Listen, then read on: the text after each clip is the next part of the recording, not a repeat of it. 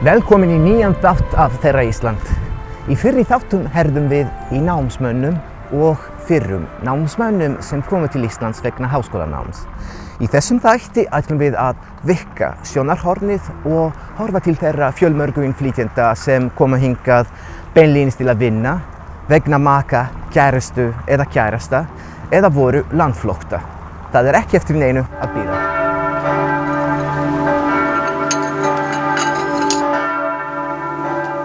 Við byrjum á að ræða við Emil frá Lettlandi sem kom fyrst til Íslands til að vinna í byggingariðnaði.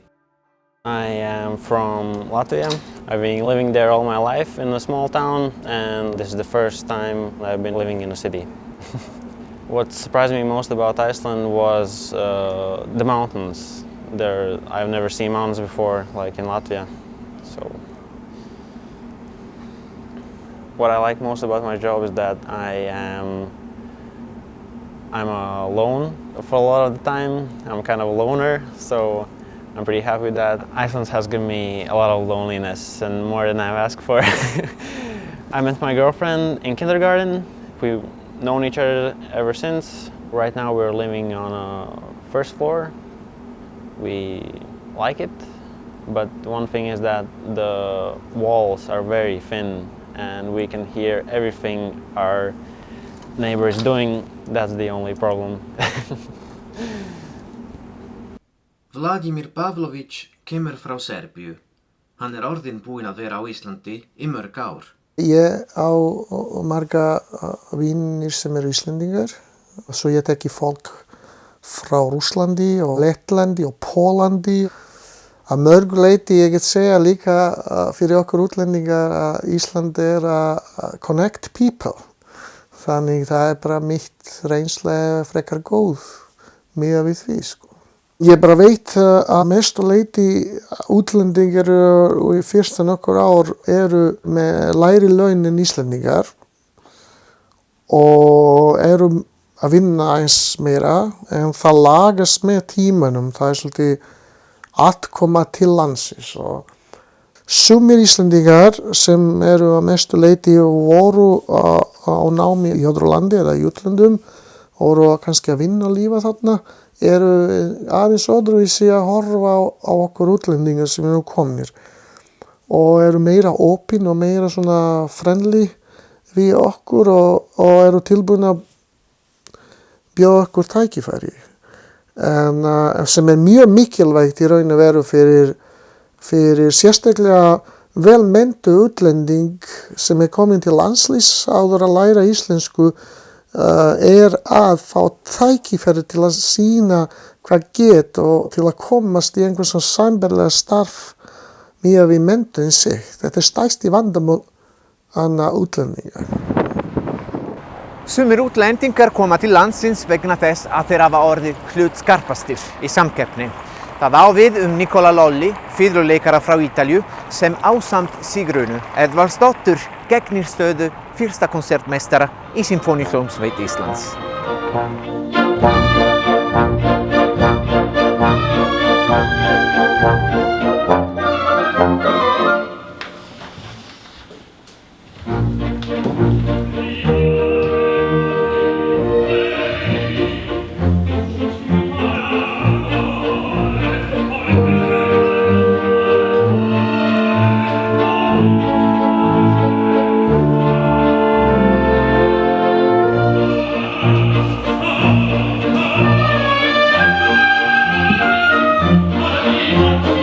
In 2012 I auditioned for this job and I was invited to lead the orchestra with Beethoven Symphony No. 9. Hannu Linto was conducting and I was extremely happy, of course, and thrilled, excited. It was my first time in Iceland. I didn't have so much time to explore the country, but it was a very, very beautiful experience for me being here. And it was only a couple of years later that I found out that I would get the position steadily, and so it was a long process.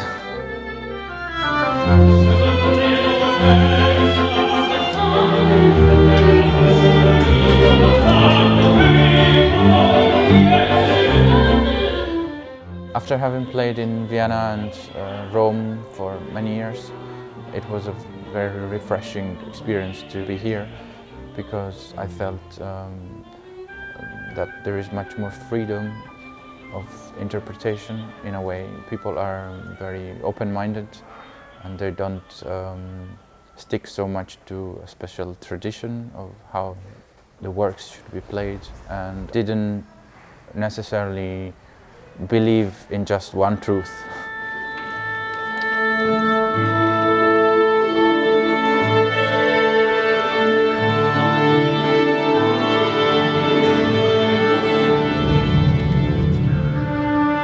This is not gonna work. Why didn't you say so before? I did say so before.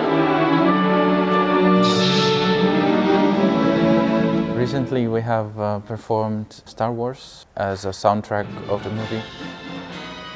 It was a very challenging project actually because of synchronizing the music with the streaming of the movie. Right here, will you come in?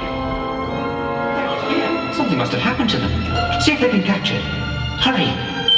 The music score is just amazing. Of course, John Williams is a genius of orchestration. You came working. You're better than I thought.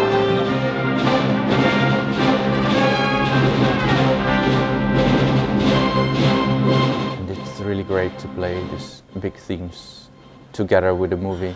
You get a new feeling of how the movie is intended to be.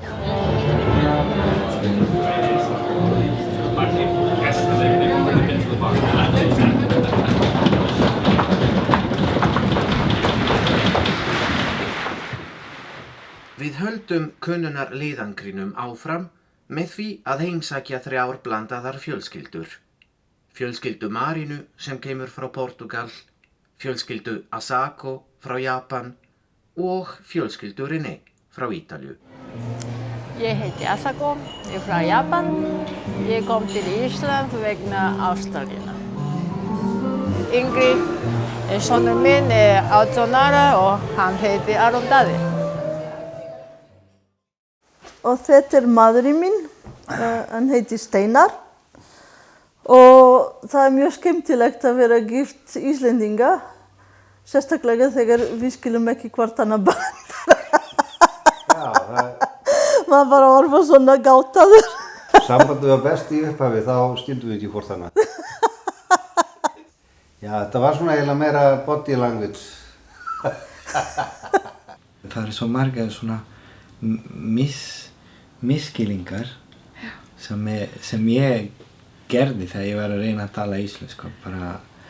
Hún var næstum því að ég var búin að skrifa þetta niður.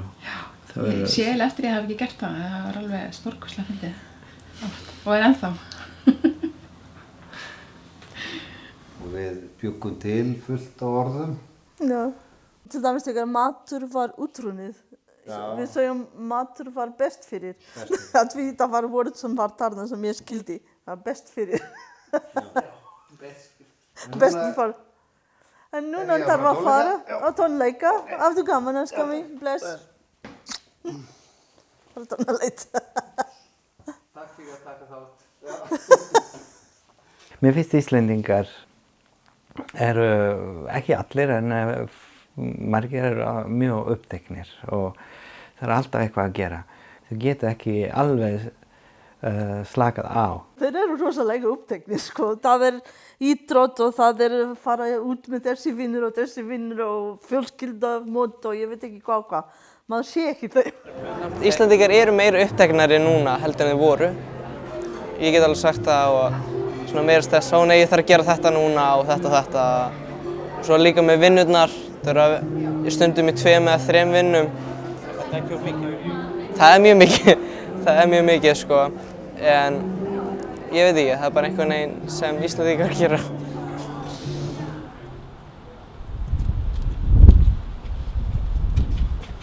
Góðan daginn.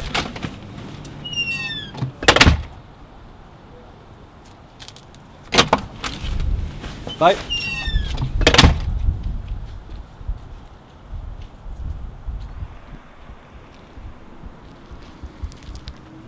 Nei, sæll Pétur. Það fallegur dagur í dag, sólin skín, himinn blár.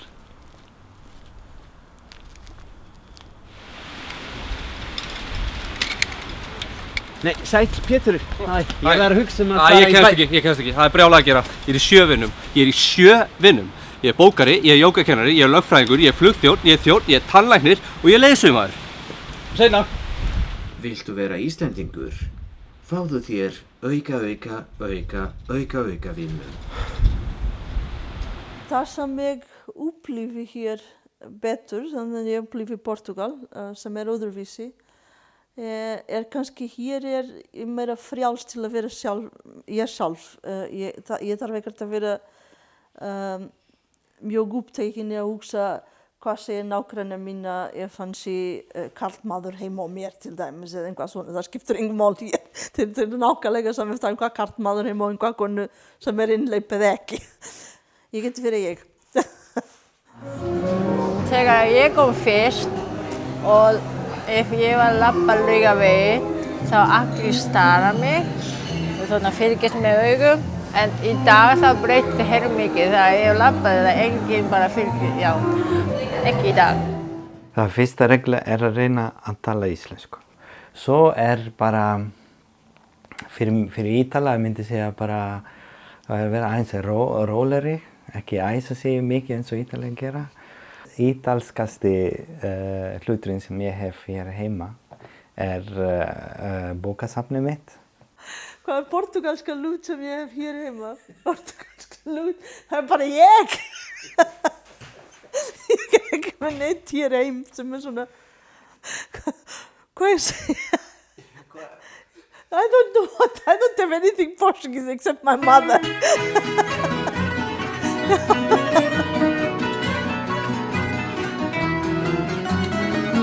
Uma casa portuguesa fica mais. Ég með eitt sem mjög ítalskt hér hjá mér. Langar að sýna ykkur. Sér inn í eldhúsinu. Það bara þetta. En að vísu, þetta fyrir eitt. Og svo með að vísu fleiri. Ekki nóg. Með þriðja hér. Líka með fjörði. Bara alla skalan.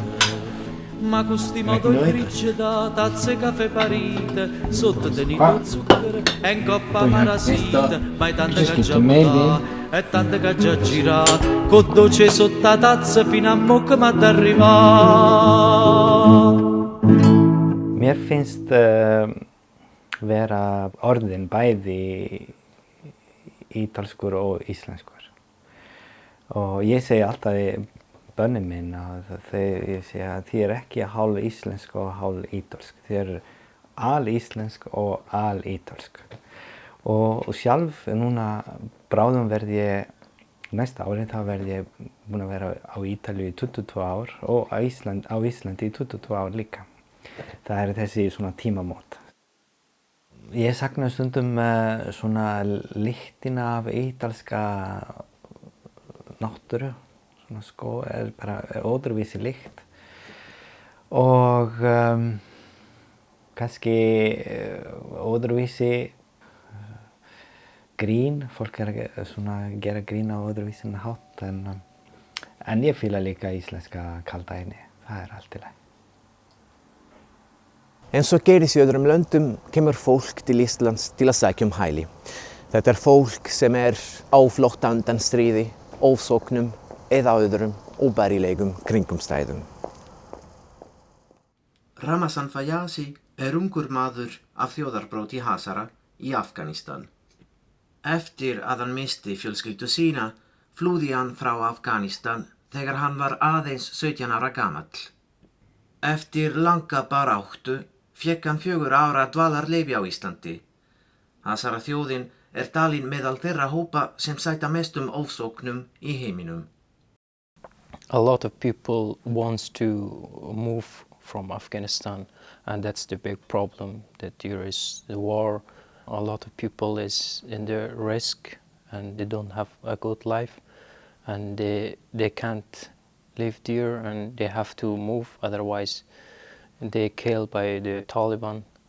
I was around, I didn't know my exact date of birth. I just say I'm around 16 years old. And I moved from Afghanistan to Pakistan, and then Iran, and then Turkey too, and then Greece, and then Macedonia, Serbia, and then Slovenia and Austria, and Germany and Denmark, and then Sweden. Now I don't have more relationship.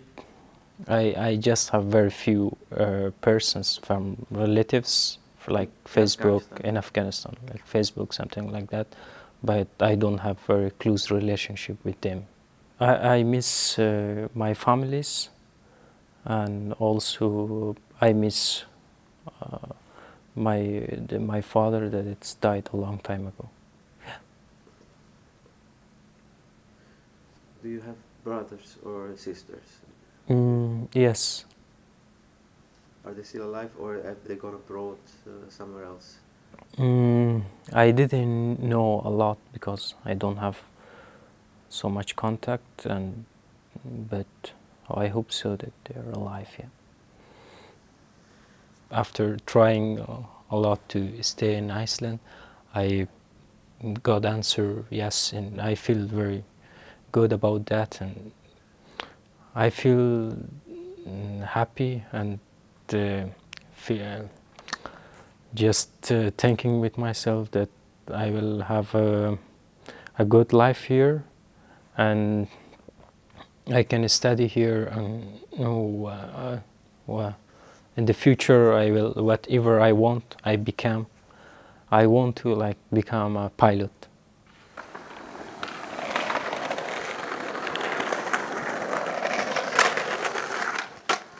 Margir hælisleitendur sækja alþjóðlega verð á Íslandi, þó mjög fáum veitt verð. Hvers vegna andstaða stjórnmálamanna svona mikil, þrátt fyrir að almenningur á Íslandi vilji að yfirvöld aðstoði betur þá sem á flótta undan stríði og ofsóknum.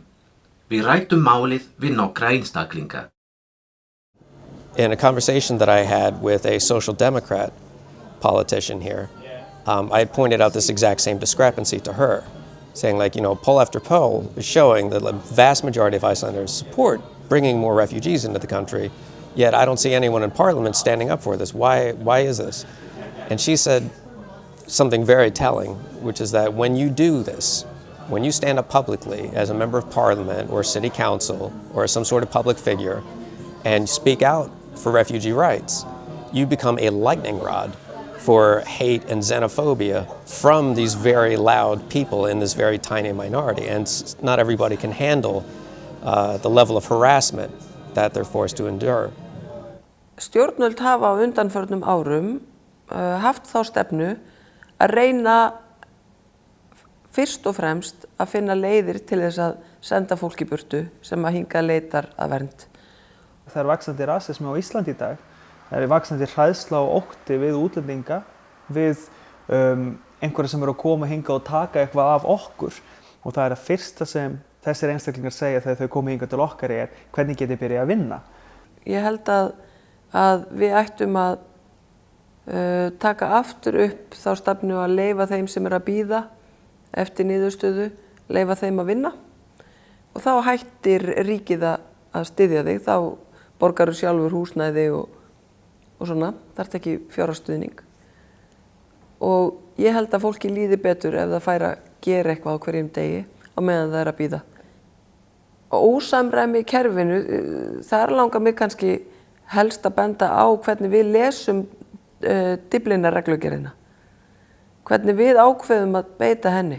Af því að í reglugerðinni stjórnvöldum beinlínis skylt að skoða mál hvers einstaklings. Og þeim ekki skylt að senda alla í burtu til móttökuríkisins. Það engin skylda á íslensku stjórnvöldum til þess. Sérstaklega þegar við tölum hinsegin fólk sem oft í jaðarhópi og hinsegin fólk jaðarhópur innan jaðarhópsins sem þau sem sækja hér alþjóðlega vernd. Þá eru líka Evrópuríkin mjög mislangt komin í réttindum hinsegin fólks. Og þá skiptir líka máli hvert verið að senda viðkomandi. Viðkomandi kannski bara í hættu líka sem hinsegin einstaklingur í móttökuríkinu, í Evrópuríkinu. Þó að eitt ríki sé öruggt fyrir gagnkynhneigða manneskju eða manneskju sem ekki hinsegin, þá þýðir það ekki að ríkið sé endilega öruggt fyrir hinsegin manneskju og það verður að taka til greina. Og svo stundum eru gettó inni í Evrópuríkinu sem að einstaklingurinn að flýja. Og þá verðum við líka að horfa á það. Gettómyndunin, það af því að það búið að ákveða að hópurinn eigi að búa á einhverjum ákveðnum stað. Og það ég held að það sé vont að því þá verður minni svona blöndun og þá lærir minna á samfélagið. Fólk bendur ofta á Svíþjóð í þessu samhengi og segir að þarna eru múslimar eða útlendingar bara búin að hópa sig saman í einhver hverfi. En það líka partur af vandamálinu hvernig við tökum á því, að vera með félagslega dreifingu, að styðja við fólk að aðlagast, kynna fólk fyrir því hvernig við hugum okkur. Integration is kind of a two-way street. We often think about integration as something immigrants do, but it's an interactive process. Integration is something that the people who live here do and the people who've moved here do as well, in order for it to be successful. And certainly, if you bring in like a whole group of people and just drop them down somewhere and leave them to fend for themselves, like yes, they're going to naturally like kind of group together because they're not going to feel welcomed by the society around them. And the social problems that leads to is like feelings of alienation, which leads to frustration and general resentment for the outer society as a whole. I mean, an Icelandic journalist I interviewed here who had done an in-depth investigation into the Islamic State, the Daesh, pointed out that the Islamic State was really good at being able to seek out young people in European cities who came from immigrant families because they felt alienated and detached and not a part of their society, not welcomed by the countries that they were living in, and would like actively recruit them to come to Syria, to come to Iraq, and it worked. Ég held að við gætum komið í veg fyrir mörg þessara vandamála ef við myndum einhvern veginn kenna fólki betur á samfélagið, bjóða fólk betur velkomið. Af því að ef að þú kemur inn í samfélag þar sem allt svona læst, að þá verður andfélagslegur. En svo það auðvitað þannig að þar sem eru 100 manneskjur komnar saman, þá eru eiginlega alltaf 10 sem eru eitthvað ekki alveg í lagi. Við getum tekið 63 þingmenn. Það eru örugglega 6 af þessum 63 sem eru eitthvað skrýtnir. Ég held að við getum alveg örugglega tekið 60 blaðamenn og það eru 6 þar sem eru eitthvað svona ekki alveg heiðarlegir. Múslimar, þar erum við aftur með þetta. Ef við erum með 100 múslima þá erum við örugglega með 10 sem eru ekki tilbúnir til þess og vilja ekki aðlagast og eitthvað. Það er alveg það sama með ég held að meirihlutinn sé bara frábært fólk sem að vill bara taka þátt í samfélaginu og já, ég held það. Í þessum þætti höfum við reynt að ná yfirsýn yfir innflutning fólks á ólíkum forsendum og vandamál sem því tengjast. Í næsta þætti ætlum við að einbeita okkur meira að samfélögum innflytjenda. Takk fyrir að horfa og sjáumst síðar.